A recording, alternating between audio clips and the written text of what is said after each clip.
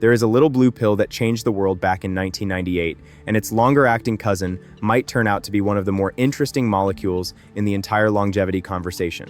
Here is a number that got a lot of people paying attention. In a group of around 8,000 men with erectile dysfunction taking a low daily dose of Tadalafil, researchers observed a striking 44% lower all-cause mortality.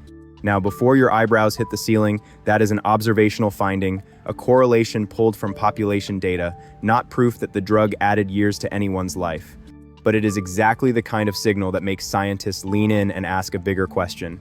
What if these erectile dysfunction drugs were never really about erections at all?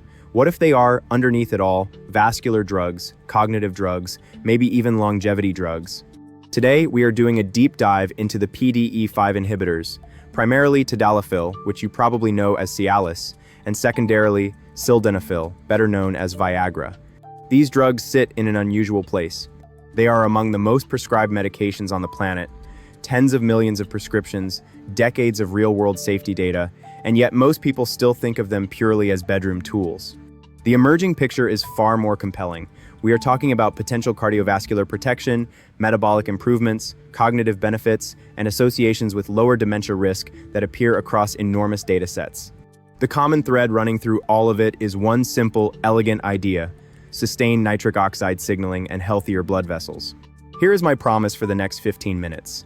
I am going to give you the exciting findings, but every single one of them comes wrapped in honest context about what the evidence actually proves and what it only hints at. Because with these particular molecules, the safety details are not optional footnotes. One of them can genuinely be life or death, and we will get to that clearly. Let's start with what these drugs actually do inside a blood vessel. Because once you understand the mechanism, everything else clicks into place. Your body produces a molecule called nitric oxide, a tiny, short-lived gas that acts like a chemical whisper, telling the smooth muscle in your blood vessel walls to relax. When that muscle relaxes, the vessel widens, blood flows more freely, and pressure eases. Nitric oxide triggers a second messenger inside those cells called cyclic GMP, or cGMP. Think of cGMP as the actual worker that carries out the relaxation instruction. Here's the catch. Your body also produces an enzyme called phosphodiesterase type 5, or PDE5, whose entire job is to chew up cGMP and shut the signal down. It is the cleanup crew that ends the party early. PDE5 inhibitors, Tadalafil and sildenafil, block that cleanup crew. By inhibiting PDE5, they let cGMP hang around much longer, which means the vasodilation signal stays switched on. More sustained blood flow, better vascular function, and in tissues far beyond the pelvis. Now here's where Tadalafil and sildenafil part ways, and it matters enormously for the longevity angle. Sildenafil has a short effective window, roughly 4 to 6 hours. It hits fast, it fades fast, and its absorption drops if you take it with a fatty meal, which is why timing has always been finicky. Tadalafil is a completely different animal pharmacologically. It has a half-life of around 17.5 hours, which translates into vascular effects that can stretch across a 36-hour window, and food does not meaningfully interfere with it. Why does that duration matter so much for longevity thinking? Because if your hypothesis is that gentle continuous improvement in vascular function is what drives the downstream benefits to your heart, brain, and metabolism, then a drug that provides steady round-the-clock coverage at a low daily dose is far more attractive than one that spikes and crashes. That is precisely why nearly all the interesting longevity-adjacent research uses low-dose daily Tadalafil, typically the 5 mg daily formulation that is already FDA-approved for benign prostate enlargement. The vasodilation becomes a near constant background state rather than an on-demand event. So let's talk about the heart, because this is where the data gets genuinely exciting and where I most need you to hold the science and the skepticism in the same hand. Remember that 44% lower all-cause mortality figure from the hook in roughly 8,000 men on daily Tadalafil? I want to be crystal clear about what that is. It comes from observational data, meaning researchers looked at men who happened to be taking the drug and compared them to men who were not. That design cannot prove the drug caused the lower death rate. Men healthy enough to be prescribed a daily ED medication may simply be healthier. That is called confounding, and no observational study fully escapes it. With that caveat firmly in place, the direction of the findings is remarkably consistent, and consistency across many datasets is what makes researchers take a signal seriously. In an analysis drawn from insurance and health record data covering more than 500,000 men on Tadalafil, researchers found a 27% lower risk of heart attack and a 34% lower risk of stroke. Again, associations from claims data. Another large cohort, about 72,000 men prescribed PDE5 inhibitors, mostly sildenafil in that group, showed a 13% lower rate of major adverse cardiovascular events overall, with the heaviest users showing reductions as large as 55%. What gives the correlation a plausible biological backbone is the inflammation data, which comes from more controlled research. In men with prostate enlargement, 6 months of daily 5 mg Tadalafil reduced key inflammatory markers. Chronic vascular inflammation is a central driver of atherosclerosis and cardiovascular aging, so a drug that improves blood flow and dials down inflammatory signaling has a coherent story for why the population numbers might reflect something real. And remember the original history here. This class was born as a cardiovascular idea. Sildenafil was first developed as a treatment for angina, chest pain from restricted heart blood flow, and the erectile effect was the famous accidental discovery. Tadalafil, meanwhile, carries a full FDA approval for pulmonary arterial hypertension, where it improves exercise capacity and helps prevent exercise-induced fluid buildup in the lungs. So the cardiovascular thread is not a stretch. It is where the whole story started. Now it gets even more interesting, because good vascular function does not stop at the neck. Your brain is one of the most blood-hungry organs you have, and it turns out PDE5 inhibitors may matter up there too. In a meta-analysis pooling records from around 8.3 million people, PDE5 inhibitor use was associated with a 47% lower risk of Alzheimer's disease. That is an enormous number, and I have to be equally emphatic about its limits. This is a meta-analysis built largely on insurance and health record data. It shows association, not proof of cause, and it absolutely requires proper prospective clinical trials before anyone should treat it as established. What makes it worth taking seriously rather than dismissing is the supporting mechanistic and clinical work. In men with metabolic syndrome, 6 months of daily 5 mg Tadalafil was linked to improved cognitive scores and measurable changes in brain activity. The metabolic findings are a story in their own right.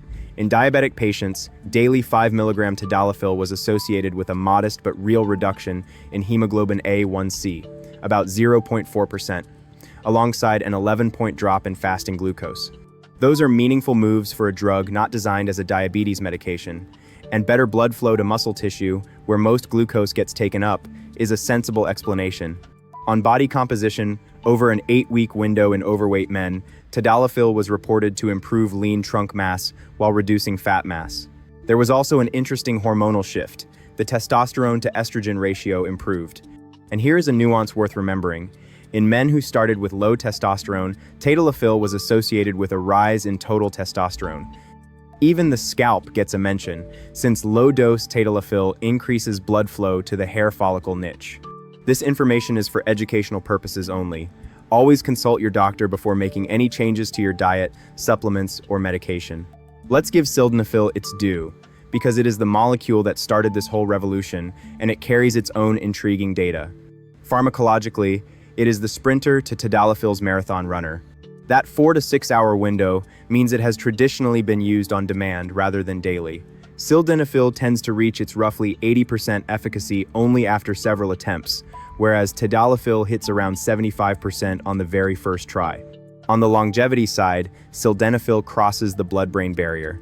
In animal and preclinical studies, sildenafil has shown neuroprotective effects and reduced amyloid burden. Those findings are in animal models, and animals are not people. And here's the fact a lot of you have been waiting for. David Sinclair, the Harvard longevity researcher, has said he experiments with small, low doses of Viagra, sildenafil, as part of his personal longevity approach. I share that not as a recommendation, but as a data point about how seriously some people in this field take the underlying biology. One scientist's personal experiment is not evidence. Briefly, because it directly intersects the Tadalafil story, let's touch on testosterone.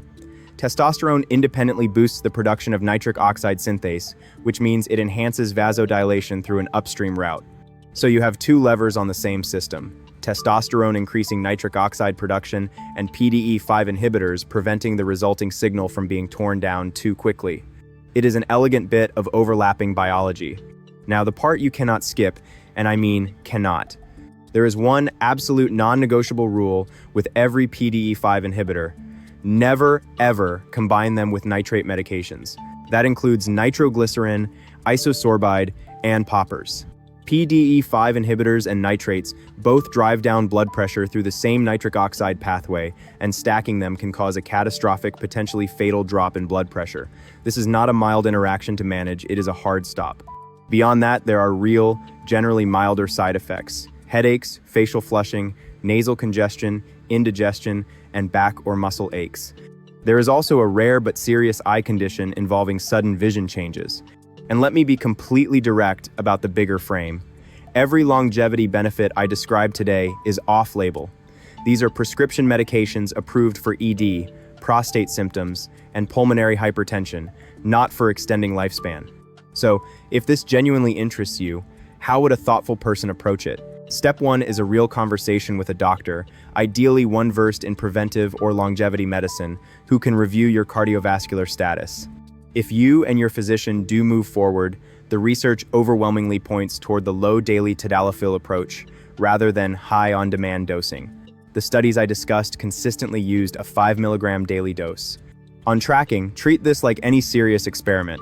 Before starting, get baseline numbers: blood pressure, fasting glucose, and hemoglobin A1C if metabolic health is your target, and an inflammatory marker like high-sensitivity CRP. Then remeasure at 3 and 6 months. Keep a simple log of blood pressure, energy, exercise capacity, and any side effects. And be cautious stacking them with nitric oxide boosters like citrulline or arginine. What I find genuinely thrilling about this story is the reframe. A drug the world filed under one narrow use may turn out to be a broad vascular support tool, and vascular health sits underneath so much of how we age: heart, brain, metabolism, muscle. But thrilling and proven are different words. The human longevity data is still mostly observational. The brain findings lean heavily on animal work, and the definitive trials have not been run yet. Watch this space closely, because the prospective studies now underway could either elevate these molecules into serious longevity tools or quietly deflate the hype. Either way, the biology is a beautiful lesson in how a single pathway ripples through the entire body.